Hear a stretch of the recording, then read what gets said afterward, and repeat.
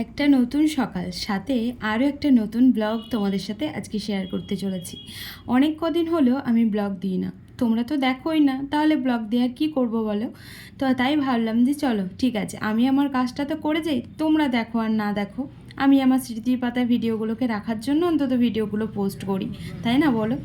তো তোমাদেরকে অসংখ্য ধন্যবাদ, আগের ভিডিওগুলো অনেক ভালোবাসা দিয়েছো তার জন্য। তবে হ্যাঁ, কটা দিন ধরে আমি কোনো রকম ভিডিও পোস্ট করিনি। মাঝখানে আমি একটা ভিডিও পোস্ট করেছিলাম যেটা জন্মাষ্টমীর ভিডিও, ওটাই লাস্ট ছিল। তারপরে ওই ভিডিওটাতে তেমন কোনো কেউ ভালোবাসা দাওনি, তাই ভাবলাম যে চলো আর করবো না ভিডিও।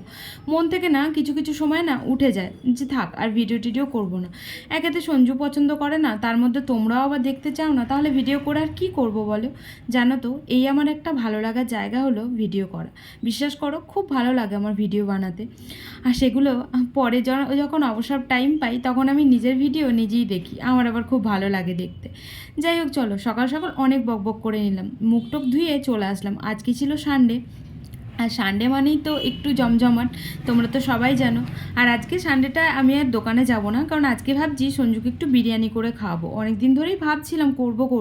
তারপর ওই রাখি পূর্ণিমার দিনকে তো করেছিল কাকি, তো আমি নিজের হাতে না কোনো দিন করিনি, তাই ভাবলাম যে চলো তাহলে আজকে ট্রাই করা যাক। কেমন হবে না জানি না, তবে চেষ্টা করতে ক্ষতি কি, তাই না। প্রথমবারে খারাপ হলেও কোনো ব্যাপার না, তবে চেষ্টা তো করেছি, এটা তো মনে মনে ভাববো, তাই না, যে চেষ্টা করেছি আমি। তো চলো আজকে কিরমভাবে কি করি তোমাদের সাথে সবটাই শেয়ার করব। তার আগে দেখো বিছানাটা তুলে নিলাম, অনেক কাজ পড়ে আছে জানো তো। চলো, আজকে তো রবিবার, একটুখানি লেট হয়েছিল ঘুম থেকে উঠতে, তার জন্য আর কি সব কাজ বাজেও দেরি হয়ে গেছে। তো এখন চলে এসেছিলাম আমি বিছানা টিছানা গুছিয়ে রান্নাঘরে, চাটা করব। আরও আমার পিছু পিছু ঘুরছে, আজ সারা দিনটা আমাকে এইভাবেই জ্বালিয়েছে জানো তো। কোনো রকম একটা কাজে হাত দেয়নি, যখনই বলছি কাজ করার জন্য তখনই আমাকে দিমাগ দেখাচ্ছে যে আজকে তো রবিবার, আজকে আমি কোনো রকম কাজ করব না, আজকে শুধু আমার রেস্টের পালা। ওই যে সারা সপ্তাহটা তোমাদেরকে বলি না যে রান্নাবান্না করে আমাকে খাওয়ায়, তাই আর কি রবিবারটা আমি বাড়িতে থাকলেই না ওর একটুখানি পাখনা গজিয়ে যায়, এই হচ্ছে ব্যাপার। যাই হোক চলো, কী আর করবো। আরও সকাল সকাল গেছিলো দোকানে, এনেছে পরোটা, তার সাথে এনেছে ঘুগনি, আর আমি একটু চা করছি, কড়া করে একদম চা করব, মাথাটা যন্ত্রণা করছে। তো চলো এবার আমরা খাওয়া দাওয়া করি, তারপরেও তোমাদের সাথে পরে দেখা করছি।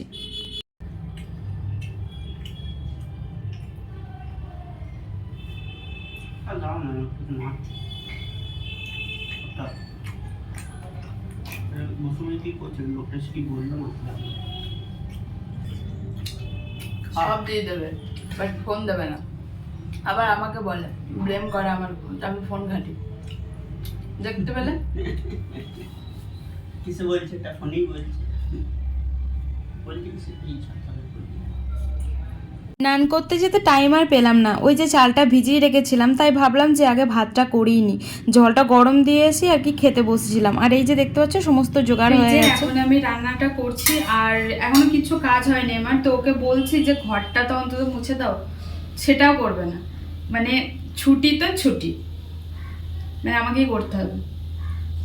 বললাম আমি ঝাড়ু লাগিয়ে দিচ্ছি, ঘরটা মুছে দিলেই হয়ে যাবে, টাইমই পাইনি। আমি তো বিরিয়ানিটা আগে করতে এলাম, ওটা স্টিমে বসিয়ে তারপর আমি সমস্ত কাজ করবো, আর নাহলে মাংসটা কষাতে দিয়ে তারপর করবো। এই সবেমাত্র মশলাটা দিলাম, মানে দইটা দিলাম, টাইম তো লাগে বলো। আর বিরিয়ানি করতে একটু টাইম লাগবে বলি আমি দেখছি আগে রান্নাটা আমি কোনো স্নানও করিনি, রান্নাটা করিনি, তারপর সমস্ত সব কিছু করবো। তাই সকালবেলাতেই ওদিকে ঘরে ঝাড়ুটাও লাগিয়ে দিয়েছিলাম। আর জানোই তো রবিবার মানে একটু উঠতে লেট হয়, তো লেট হয়েছে যেহেতু, তার জন্য আর কি। এই হচ্ছে ব্যাপার, বুঝলে। তো বলছি ওকে অন্যদিন করে দেবো, বলছে আমার মুড যেদিনকে হবে আমি সেদিনকে করে দেবো, মুডের ওপর সব কিছু ডিপেন্ড করে। আর আমাদের মুড সুইং হতে পারে না, আমরা আমাদের মুডের ওপর কোনো কিছু করি না আমরা, মনে হয়। মুছে দাও না ঘরটা, কই গো দেবেই না, দাড়ি সেভ করছে এখন। এই যে সবে মাত্র দইটা দিলাম, আর এই যে মাংস। বেরেস্তাটা না একটুখানি মনে হচ্ছে আমার কাছে, আমি মনে হচ্ছে যে একটুখানি পুড়ে পুড়ে গেছে, একটুখানি এ হলে ভালো হতো। এই যে আলু ভাজা আছে, আর এদিকে চালটা তো তোমাদেরকে তখন দেখিয়েছি, ভাতটা রাখা আছে। আর ওখানে ঘিটা ওখানে রেখে দিয়েছি যাতে আর কি গরম হয়ে যায়, ঘিটা গলে যায়। মাংসটা দিলাম কষাতে, তারপরে এদিকে ঘরটা তো মুছিনি, তোমাদেরকে তো বললাম ঝাড়ু লাগিয়ে আমি ওদিকে কাজ করছিলাম।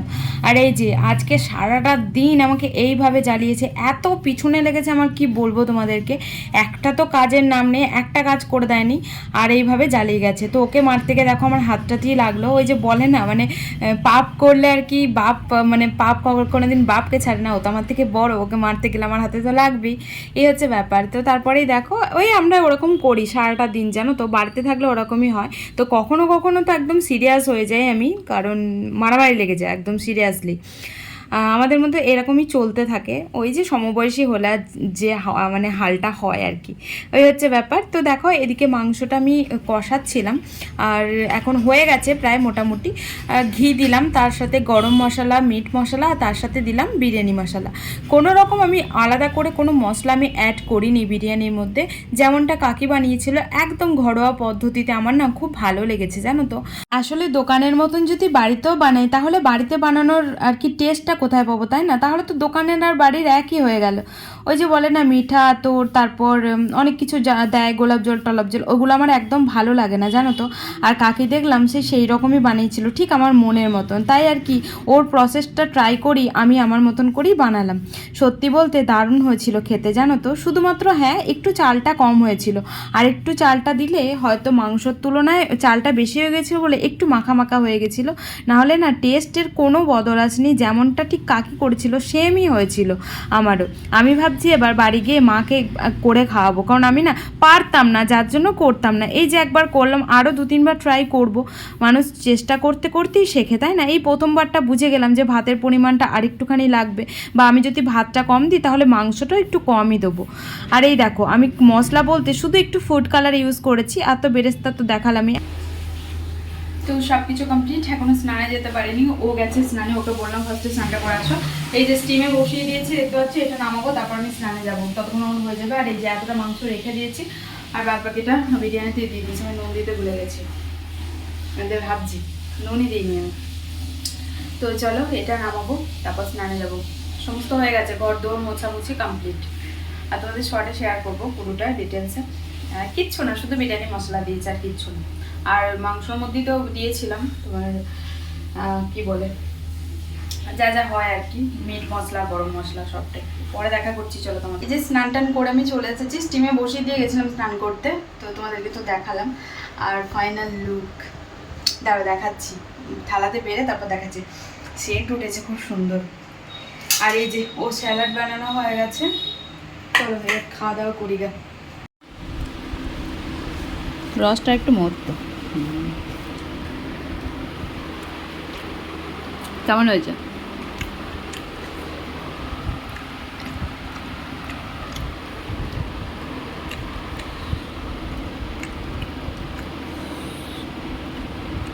মাংস পড়েছে।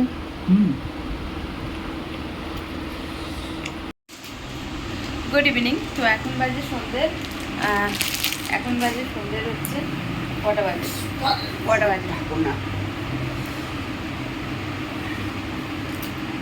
আমি মোবাইলে খুলতে পারলাম না।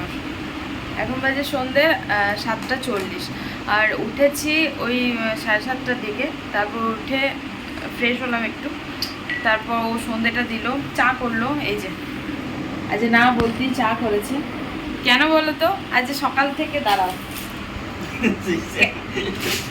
কেন বলো তো, আমি বলি তোমাদেরকে, আজকে সকাল থেকে আমি সব কিছু করেছি, এবার উনি কিচ্ছু করেনি, ঠিক আছে?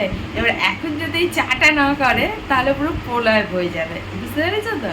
তাই আর কি ঘুম থেকে উঠেই আগে চায়ে দিয়ে, চা খাবা? আমাকে বলছে আগে চা খাবা, হ্যাঁ করো। তারপরই মাত্র চাটা করে নিয়ে আসলো, আর এখন একটু বিস্কুট দিয়ে খাবো। বাইরে টিপটিপ করে বৃষ্টি হচ্ছে, জানো তো, আমাদের এখানে 2-3 দিন ধরে সমানে বৃষ্টি হচ্ছে, আজকে সারাদিনই প্রায় হয়েছে।